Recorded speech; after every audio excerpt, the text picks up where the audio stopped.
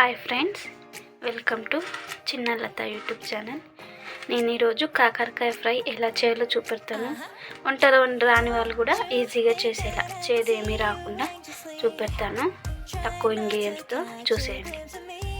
ముందుగా కాకరకాయలకు పైన ఇది పొట్టులా ఉంటుంది కదా, అది ఆలుగడ్డ గీకేదంతో ఇట్లా గీకేసుకోవాలి. మొత్తము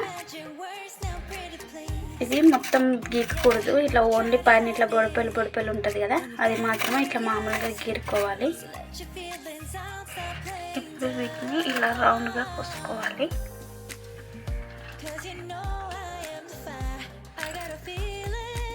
ఈ కాకరకాయని ఉప్పు వేసుకొని నీళ్ళల్లో కడుక్కోవాలి. ఇప్పుడు ఒక బాండీ పెట్టుకొని దాంట్లో మనం కడిగి ఉంచుకున్న కాకరకాయలు, ఉప్పు నీటిలో కడిగి ఉంచిన కాకరకాయలు వేసేసుకోవాలి. వీటిని ఆ వాటర్ అంతా పోయి మొత్తం డ్రై రోస్ట్ కావాలి.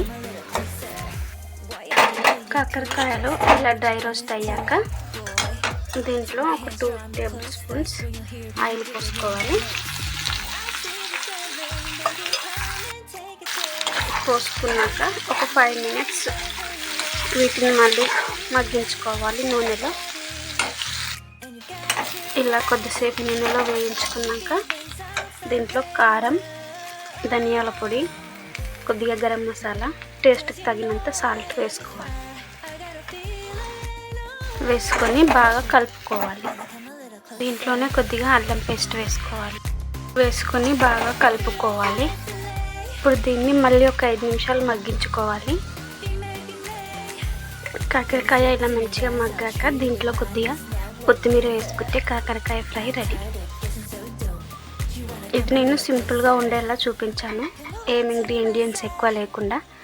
కొంతమంది మసాలా అవన్నీ వేసి చేస్తారు కదా, అది ఇంకొక వీడియోలో చూపెడతాను.